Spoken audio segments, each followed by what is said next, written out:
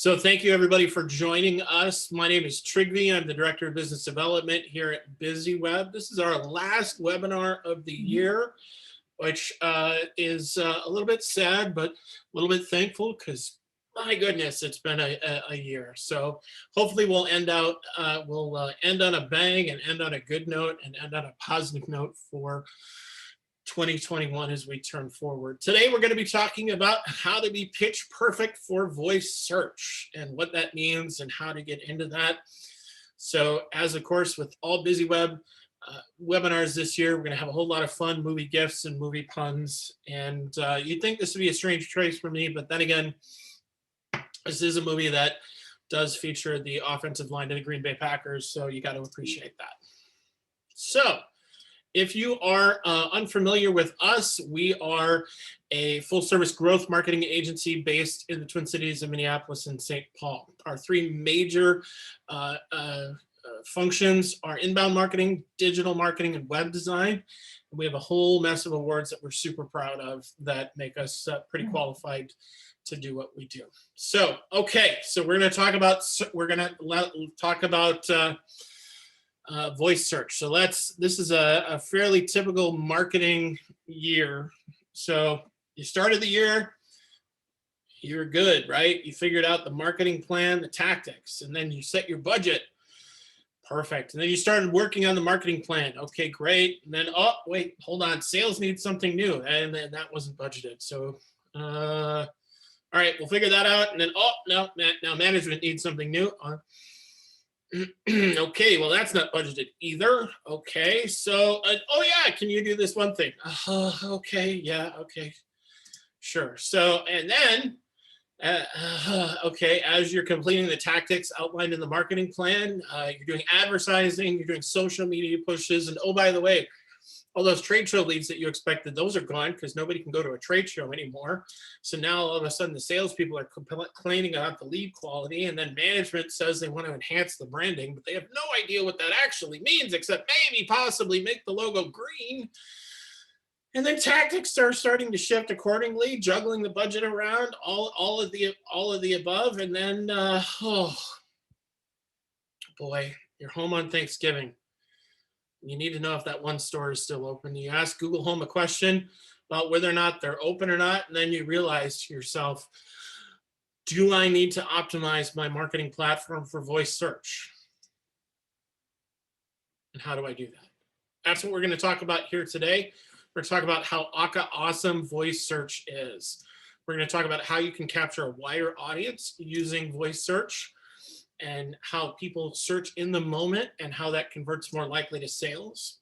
There's not as much competition in the voice search screen, and that's because people have it right at their fingertips. And if you're like me, you even have it on several different devices at once. If I were to say the name of the AI assistant that happens to work in an Apple device, I would have 5 devices say hello to me right now. So that'd be a little scary. So that's why I'm trying to dance around and not saying the magic word. Voice search integrates with Apple, it integrates with Google, Amazon, any platform that uses voice search in order to be positive. It's a tool that's device agnostic and yet device positive at the same time. So let's go ahead and get started.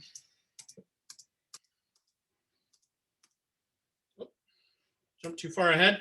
Here's how I'm going to break this down for you today. Number one is talk about voice search basics, what it is, how it works. Then I'm going to talk about how voice is different from regular search. Third, we'll talk about keyword research. Fourth, how to optimize your platform for voice. And then fifth, maybe a few more talking points. I love good jokes. All right, so first of all, I think the question needs to be asked, is this actually a thing? Is this actually something that I really need to worry about? Well, I pulled this chart, and it shows that the growth of voice search is crazy, and it's going up exponentially. This is just through 2016, and it's going higher and higher. And what exactly can Google search or voice search do for you? Well, it's basic yes/no questions. It can't answer a question like, where should I go on vacation? Because it doesn't know you, but it can say, can you tell me what your Leonardo da Vinci was born? So if there's a one specific answer to the question, Google voice search can help answer that for you. So why is this important? Well, number one, it's faster and easier for users. So a lot of times what we have is if we are in a buying position, like we need that one little thing of boutique paprika, I just need to know where I can get it in the closest place I can get it. There's all sorts of different activation phrases that go into it. Something like saying, okay, Google, I can't even say this out loud because my whole setup here is just going to explode. But you can read it on the screen there and you can see what I'm talking about. The good news is it's more accurate and conversational. So you can ask it questions and it can do more than a traditional Boolean search. And that's through something called natural language processing. And really, it's all about the context of what you're trying to do within this. So it does integrate with any sort of big algorithms, things like Google algorithms, Hummingbird, BERT, and it is more conversational. So you do ask it questions. So instead of putting in a text search of something like, hey, give me some ideas on how to do inbound marketing. What you can do a Google search for is, Alexa, tell me how I can market my business better. And then what Alexa will do is turn around and say, okay, based on the questions and the words used and how the system understood the words, actually deliver one best result based on that. So within that, there's a value proposition to be had for longer tail keywords, things that are 4 to 6 words long, not just 2 to 3 words, because those will help the search engines actually pick up more yardage for you and answer those questions. Because really, if you think about it, a search engine, all it really is trying to do is evaluate the question and answer the question for the user in the most positive way. Now, the way in which that's happened in the past is by providing a website that would answer the question. But now what Google and the other search engines are really going to is actually answering the question directly and pulling information from websites. And that's really what we want to do, is we want to have our information pulled out of our website in order to answer the question that a user might ask. A good majority right now of voice search is done through local listings and Google My Business listings. Those are the most prominent things. Basic things like, when are they open? What's their phone number? Can you call them? How close are they to me? So having an incredibly beefed out Google My Business page is absolutely crucial. So, and also it's a semantic search. So there are some questions in which voice search is really good at answering, things like semantic search, which is, do you know what time it is? And usually what the answer will be is they'll tell you what the actual time is. But that's a semantic answer to the question. Really what the direct answer is what time is it? And that's the actual correct question to ask, but as opposed to what do you know what time it is? Because if I were to ask you, what do you know what time it is? More than likely, the answer would be yes. If you answered what the actual time was, that would be the answer to a different question than I was asking.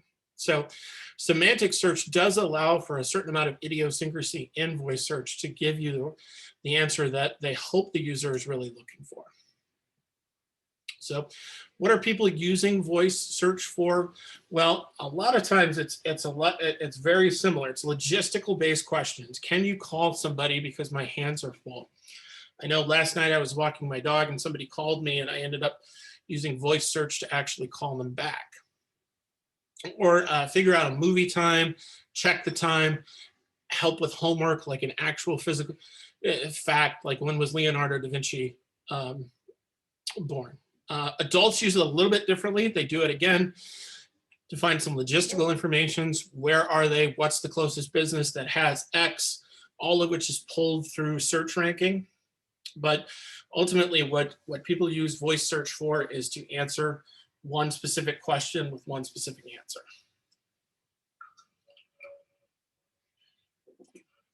So when we're thinking about the differences between voice search and normal search, it's important to understand, again, that conversational nature. Most of the time when people put in information into text search on a search engine like Google, they'll put in just various words. They'll say, something like inbound ideas. So that's great. And what'll happen is they'll give you 50,000 answers of anything that's say inbound marketing, and it won't be very specific. However, you can all, and that's fine, and that's helpful, and that gives you a whole mess of resources in the card catalog of the internet. But if you turn around and ask voice is going to give you the first answer. How can I market my business better? They'll say, well, Wikipedia suggests that you try X as a successful marketing tactic.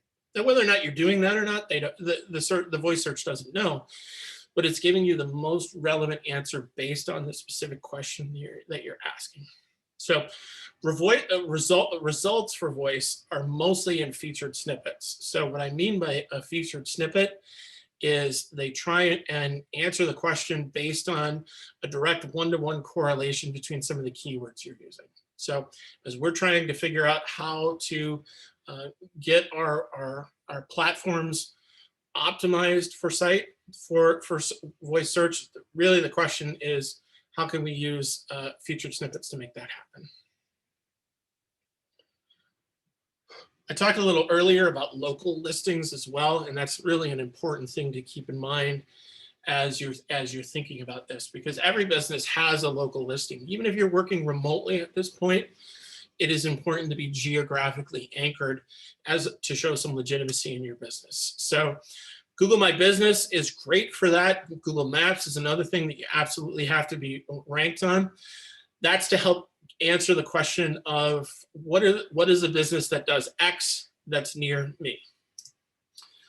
Secondly, it also helps with specific guides, help with how-to, things like that. If somebody's asking a question, how do I do the X, then they can turn around, and the voice search can turn around and give you that answer. The way in which you do that is usually in the platform that the voice search is most directly tied into. They'll be the best place for that.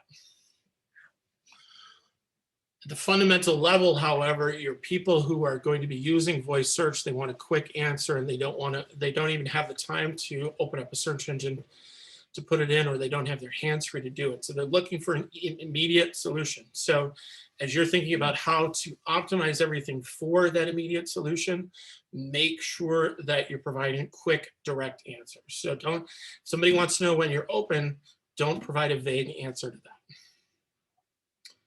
The reason behind that is there is a certain amount of idiosyncrasy in voice search that is classified as user intent. That's when they're looking for specific information, things like a location, business hours, a solution to an issue, or instructions or something like that. So when I say a solution to an issue, what does that mean? That's something like, what's the closest place to me that provides lawn aeration? What am I looking for? Well, my intent is to find a business that is close to me that does lawn aeration. So if I can have that, because lawn aeration is built into the optimization of the website, then all the better. Then that's what voice search will answer to me, is geographically based on where I'm asking the question, what is the closest to me? So how do we do that? Well, we want to focus on the user's needs. So things like, what are they looking for? What are the problems that you solve as an individual business? Those are the most important things that we need to make sure that we're using from an optimizing standpoint. Things like acronyms, which every business has a ton of, we absolutely have to avoid, because they're just not going to be very helpful. Because your people, they don't know what your acronyms are yet. And those people who do know what those acronyms are, chances are they already work for you. So we need to back way, way, way out of that, and instead focused on, and also not focus so much on me-centered stuff. So you also want to focus on the way in which you can solve problems, use as many of those keywords as humanly possible. So if you're doing that and you don't haven't done keyword research, it's important that you do that. So the easiest way to start that is ask some target question keywords. How, when, why, what, where. The answers to these questions are the ones that are going to be providing you with the best listed keywords. How do you help somebody? When is the most advantageous time that you can help somebody? Why does somebody hire you? Why does somebody come buy from you as opposed to anybody else? What are you selling? Where, and then where are you physically?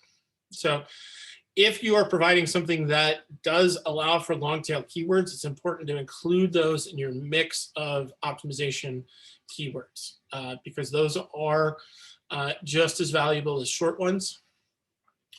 And then you can have some filler words in there as well. Things like the, for, to, anything like that that can help semantically connect that to your money keyword, all the better.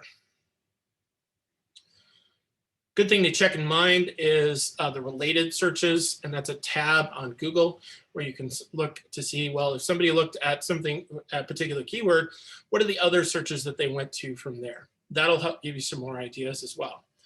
Important thing to keep in mind, however, is what are the traffic going through those words. So you can have the greatest keyword in the world. And in fact, one of the examples that we use at BusyWeb is if you Google purple monkey dinosaur on Google, I guess that, yeah, really the point. If you Google the Google purple monkey dinosaur, you'd find BusyWeb.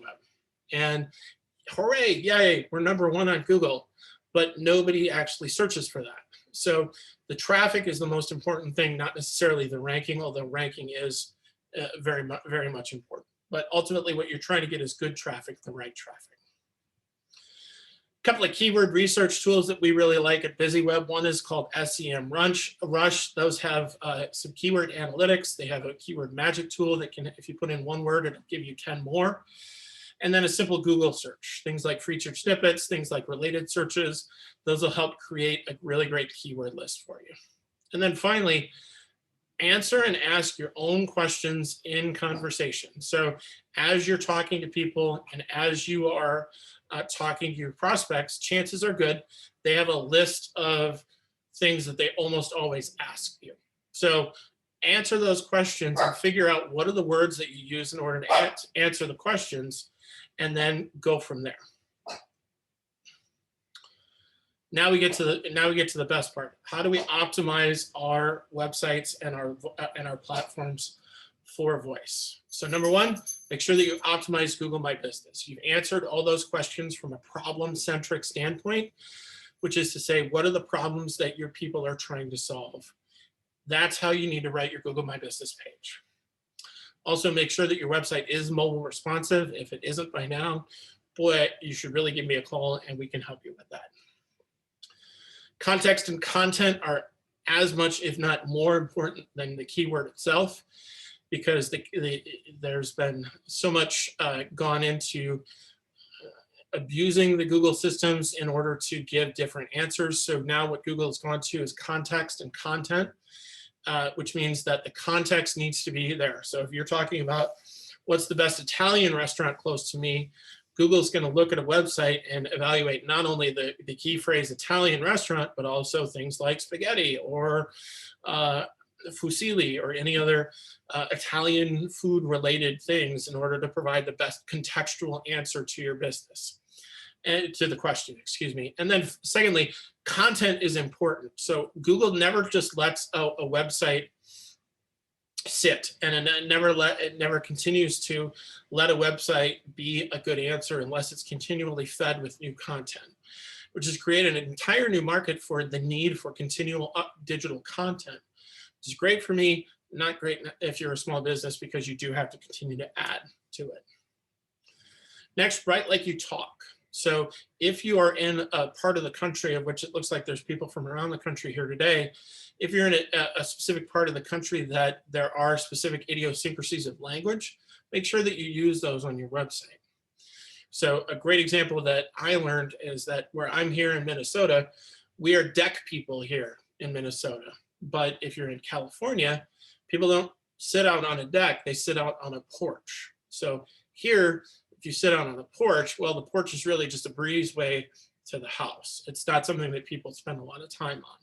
So make sure that all of the ways in which you talk, if you have specific catchphrases that you use, you know, one of the things that I'm famous for is saying good cuddles, things like that.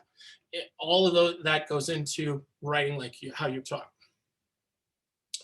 Next, make sure you feature Q&A content. So just as people are asking you those questions, sometimes it's just as easy to write those questions out on your website and answer them, because then Google Voice can pick them up in a line-to-line response to the question that somebody's asking in Google Voice. So ask and answer those questions, and simplify and improve your readability. So what I mean by that is if you have such great and thick content that it's hard to read out loud, or it doesn't flow really well, it's probably time to reevaluate that.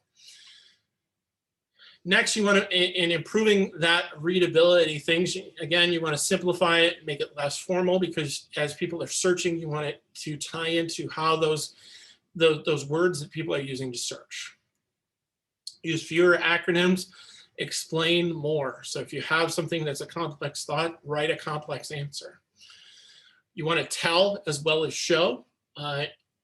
Generally speaking, images provide just as much value as words. So if you can show and then optimize images, that's even better. And if you can avoid it, because remember, your content is going to be read by a computer voice, don't include a lot of hard words to say or pronounce, because you're never really sure how they're going to say or pronounce them. So my name is Trygve.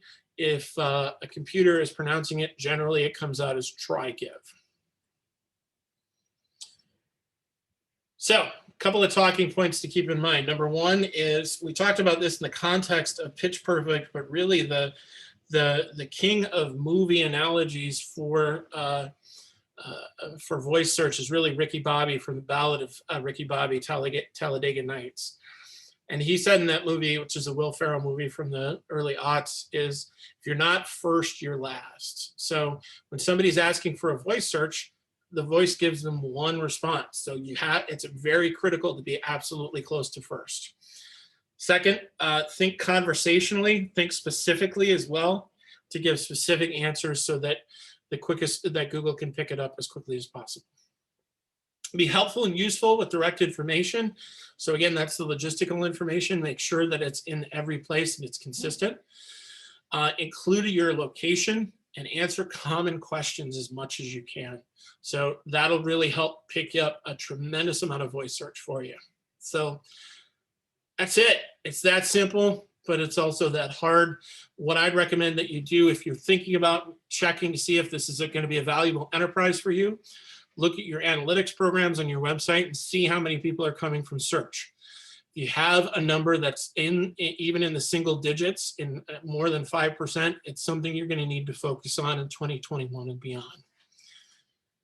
As a thank you for sticking with me through all the movie puns and all the bad jokes all year long, we're going to provide anyone who's signed up for this our beginner guide to digital marketing. That's going to be emailed to you later today. It's a thank you for joining us and a thank you for sticking with us through our 20 years of life here at BusyWeb.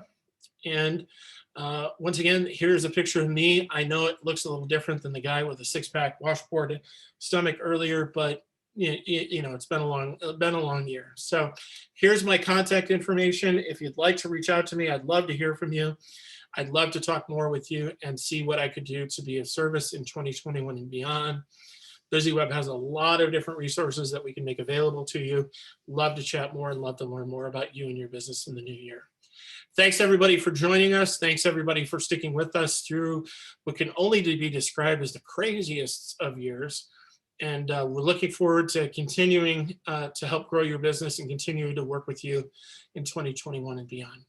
Thanks again. We'll see you next year.